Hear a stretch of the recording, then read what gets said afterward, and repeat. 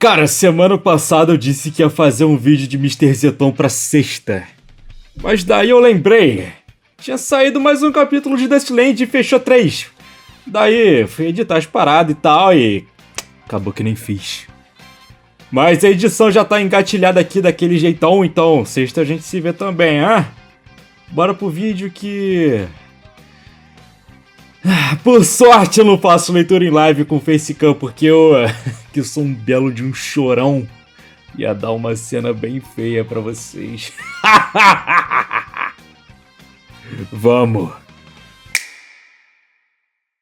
O 8º capítulo de Dustland começa com Sentaro dando uma lição de moral em outro aluno por roubar um assento preferencial no busão. Sentaro sempre teve um forte senso de justiça. Quando os outros passageiros começaram a aplaudir ele, o ginasial não teve escolha a não ser se levantar quieto. E foi aí onde tudo começou. Antes dele sair do ônibus, o garoto do uniforme cinza disse: "Bem legal. Um verdadeiro herói." Então, 3 dias depois, Sentaro era parado por alguém na rua. E... "Olá, senhor herói. Odeio ter que te parar assim, mas eu preciso da sua ajuda. Vem comigo." Ele negava e tinha seu pulso agarrado com um semblante assustador. Ele dizia que seria por apenas um segundinho. De repente, mais 2 caras se aproximavam. "Cara, relaxa. Nego vai achar que tamo te bulinando." E ele sorria. "A real é... eu também preciso de uma ajudinha.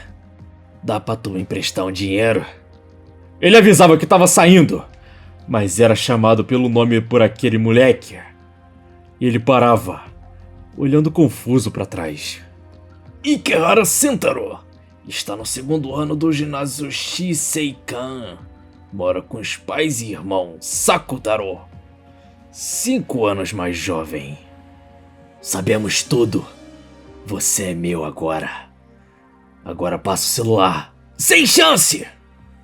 "Poderíamos talvez então arrancar seus dentes."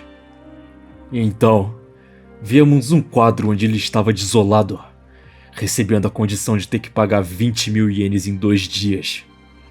Sentaro sacou 20.000 ienes da própria conta e deu na mão deles.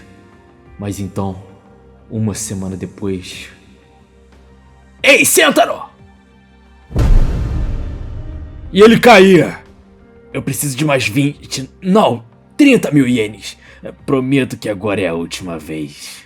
E ele, com o nariz sangrando e os óculos desajustados, parecia desesperado. Então ele deu outros 30.000 ienes.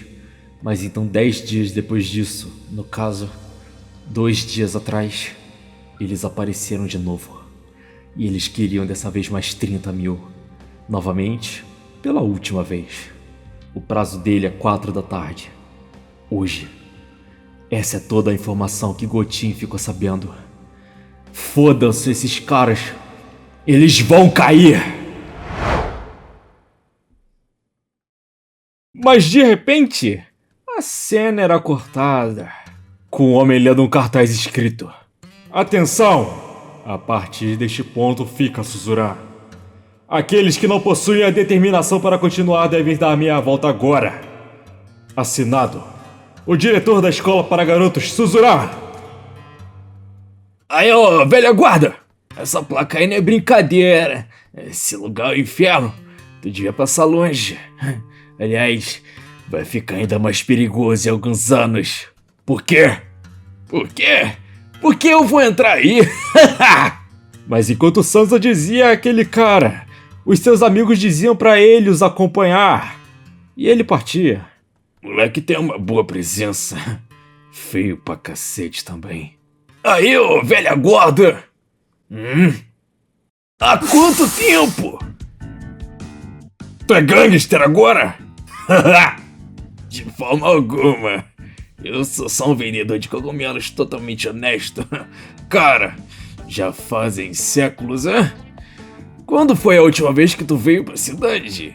"Não desde a graduação da Suzura. Então, já faz tempo." "Lembra daquela loja de doces?" "Claro, a gente ia lá direto. Fechou tem uns 5 anos, quando a dona partiu. Pô, que merda. É difícil acreditar no quão rápido as coisas mudam. Sakota Takefumi! Ei, Suzura! Mas algumas coisas nunca mudam! Yaita Ikumi! Ei, Suzura! Então, nós víamos ela! A Escola dos Corvos, Suzura! O lugar que traz não apenas a nós, mas a Sakota e Yaita muitas memórias. E eu te digo, esse lugar, essa Dustland sempre será eternamente indestrutível.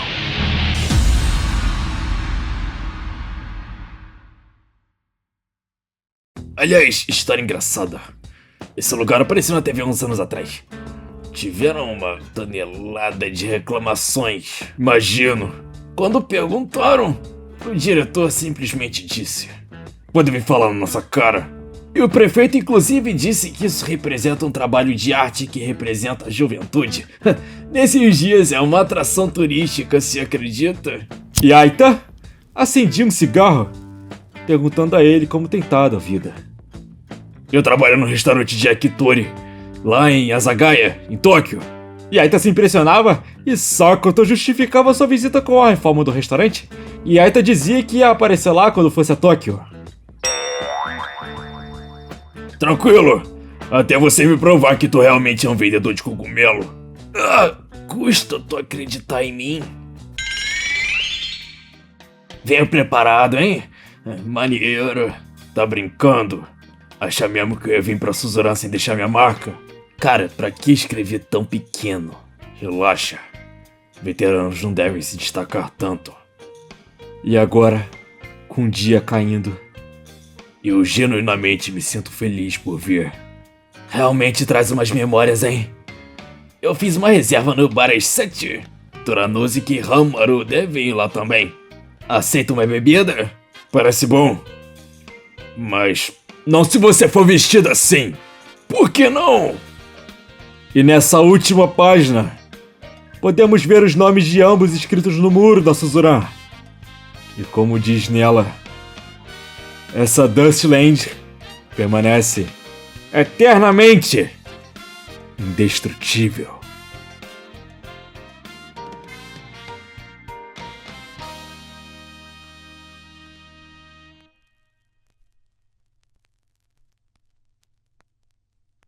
Cara, vamos lá. Eu vou falar disso aqui no outro vídeo, senão isso aqui vai ficar gigantesco. Falando de coração aqui aberto pra vocês, rapaziada, esse capítulo me afetou tremendamente, não só quando eu li no dia, mas quando eu tava escrevendo esse vídeo, cara. Essa parada aí de ver os personagens já adultos, formados. Irmão, Sakota, cara, ele era fortão na época da Suzura. Agora tá magrinho, cara. Tu vê o Yaita também, que parece bem mais magro, cara, acabado, sabe? É bizarro, cara. É bizarro. Na hora que eu tava escrevendo o capítulo, eu tava ouvindo aqui no PC a banda The Street Beats. A mesma que fez aquela música de Croziero, tá ligado? Mas a música que eu tava ouvindo durante a parte que eles apareceram se chama Two Black Guitars. Vou deixar o nome na tela. É uma das minhas favoritas deles. Fica aí a recomendação, ó. Eu me alonguei aqui? Espero que não. Vamos em frente, vamos. O capítulo 9 de Dustland retoma com Sentaro, caminhando num beco escuro da cidade. Ele usava seu celular, em silêncio, andando por algum motivo com certa calma. Chegando em um galpão e pisando lá dentro, víamos ele entrando num local visivelmente abandonado. E aí, Sentaro? Não teve problema achar esse lugar? Essa educação diferente aí tá valendo a pena, hein? Veio sozinho, certo? Ele concordava, entregando a eles 30 mil ienes em dinheiro vivíssimo. Por que eu? Por quê? Porque você me envergonhou. Você me fez parecer um merda no meio de um ônibus lotado. Só por isso? e ao ser socado, ele caía no chão. Só isso? Você pensou que poderia me envergonhar no meio de uma multidão desse jeito e só sair dessa? Pensou? Sabe quando eu disse que seria a última vez? Eu menti?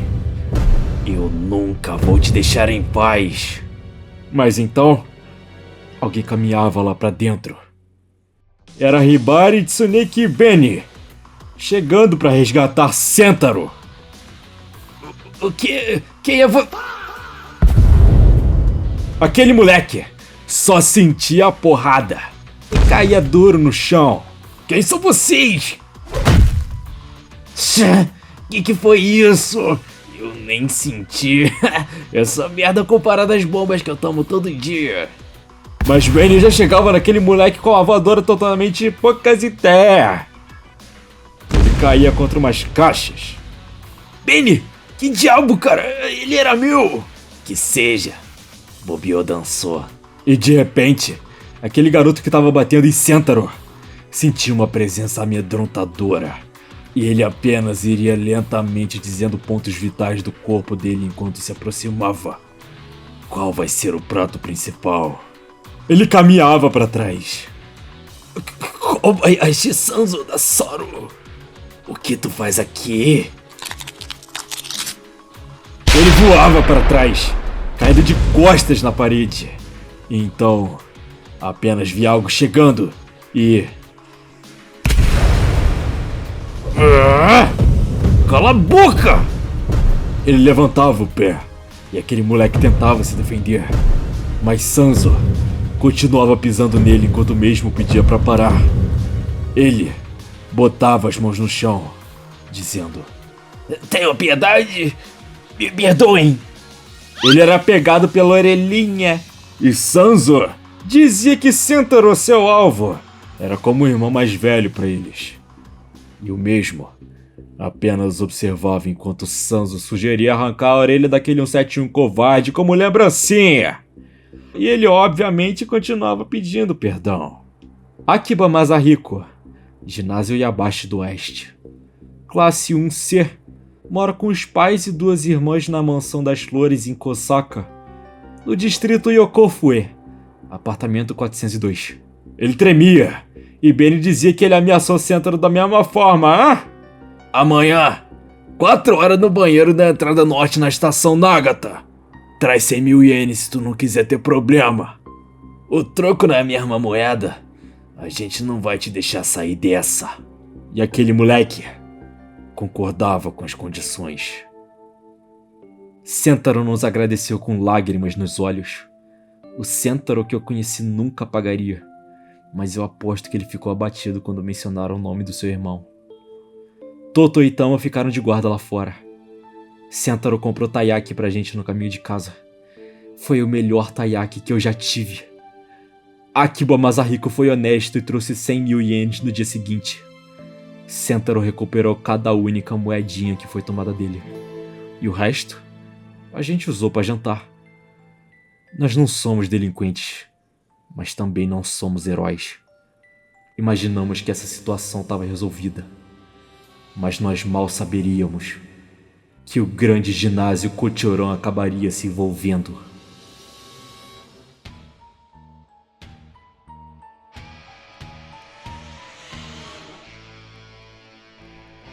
O 10º capítulo de Dustland começa na escola Sarusuberi.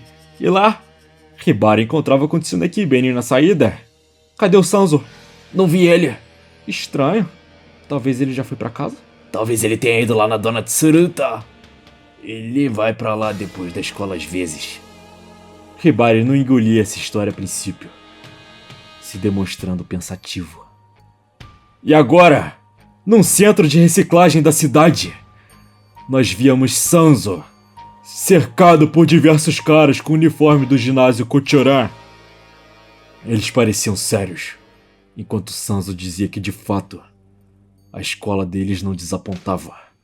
Isso enquanto todos os encaravam calados. E um deles tragava um cigarro. Esse moleque fumando já no ginásio? O que seus pais vão pensar? Me dá um. Sai fora. Vocês vão acabar comigo, não vão? O mínimo seria me dar um cigarrinho antes. E ele dava um trago. Bem ruim. Tu devia trocar por Seven Stars. Sai fora! Antes de vocês virem pra cima, eu quero ter certeza. Alguém pediu pra você me bater, né? Esse alguém, convenientemente, é um moleque de um sei lá o que do oeste chamado Akiba. Então deles dizia que ele havia implorado para que não fosse atrás de Sanzo, com medo claro e lágrimas nos olhos. Sanzo, ao ouvir isso, dizia que ele pelo menos não ia apanhar depois. Masahiko é meu primo, e você vai pagar por mexer com minha família. Que mentirada! Tu vai voltar pra ele dizendo que se vingou e que agora ele te deve grana, né? E assumindo isso, Sanzo acertava em cheio os planos dele. Então, ele jogava o cigarro no chão e começava a tirar o uniforme. Desabotoou a camisa e arranhando as calças. Eles perguntavam o que diabo ele estava fazendo. E Sanzo dizia que não queria sujar o uniforme. Só tenta voltar pra casa com as roupas sujas. Monstros estarão logo atrás de você, eu estalar de dedos. Beleza, vamos nessa! Eu sempre apanhei desde criança. Sempre alguém achando que eu sou abusado, ou quando eu olho torto, eu tô acostumado. Então mandem ver! Mas saibam, eu memorizei a cara de cada um de vocês. Bom pra ti! Sanzo teve uma febre logo depois de apanhar e passou uns 2 dias na cama. E ele finalmente levantou no terceiro. Vocês não vão acreditar, mas eu ganhei 1 quilo. Bom dia. Você tá bem? Eles realmente te deixaram fudido. Tá doendo muito? Sanzo avisava a Tsuneki que ia deixar uma porrada reservada pra ele, já que as costelas dele estavam doídas demais. Então... Tu não vai deixar eles saírem dessa, né? Kobayashi Sanzo! É claro que não! E eles então iriam pra escola juntos. E lá, especificamente no banheiro masculino, Sanzo tá planejando pegar todos eles sozinho. Todos os 8? Bem a cara dele mesmo. Real. Mas a gente não pode ficar só curtindo o show. Mas então, Toto chamava a atenção deles, dizendo que a escola Kochora era perigosa. E Benny concordava. Eu fiquei sabendo que Amon Masaharu é calouro lá esses dias. Tem muitos rumores podres sobre ele rolando. Eles então combinavam de ir atrás dos caras, mas... eles nem sabiam como eles eram. Mas Shibari mostrava algo. E todos olhavam para um ponto no meio deles. Um papel cheio de retratos falados feitos diretamente por Sanzo. Então, no dia seguinte, Estação Kochora. É usado por muitos alunos da Kochora, como vocês devem imaginar. E era mostrado a nós os retratos dos moleques. Vamos dar uma olhada boa aí. Pô, realmente, né? O Sanzo talvez só não desenhe tão bem quanto o Bisco. Vou deixar a imagem do retrato falado do Hana que ele fez aí na tela. Os carinhas se uniam na procura, escolhendo primeiro o moleque que tinha uma pinta do lado do nariz. Então, era muito arriscado ficar esperando no portão da Kochora. Então Tsuneki ficou de olho perto de um cruzamento próximo. Benny ficou de olho no portão de trás. Eu fiquei no ponto de ônibus e Toto e Tama ficaram na estação. Depois de uns 20 minutos, Benny mandou mensagem que ele viu um dos caras do portão de trás. Nós seguimos ele por um tempo e esperamos um momento que não tinha ninguém por perto. Alguém corria! E aquele moleque da pinta só olhava pra trás. E... os 5 ali cercavam aquele moleque no beco. E Hibari já cuspia a informação de que eles eram da escola Sarusuberi. Saru! Vocês têm culhões. Espera. Vocês são amigos do El Feioso? Haha! El Feioso é bom. E concluindo com a risada deles, o moleque da pinta dava o aviso de que eles não sairiam tão facilmente dessa. Tama perguntava se ele era de Kansai, percebendo bem pelo sotaque dele. Em japonês provavelmente é escrito diferente, então irrelevante pra nós. Escuta, Kansai. A gente sabe que você é um dos 8 que foi atrás do El Feioso. Me fala o nome dos outros 7. Sai fora! Meus lábios estão selados. Vocês sabem quem eu sou? Eles 5 então iriam buscar umas ferramentas para arrancar dele as informações à força. Ele simplesmente cedia, contando tudinho. Sansa, conseguimos os nomes. Claro que conseguiram. Meus desenhos estavam perfeitos. E ao desligar o telefone, ele fazia uma cara bem bobona. Então... Mãe! Me compra um celular novo logo! Nada, mãe.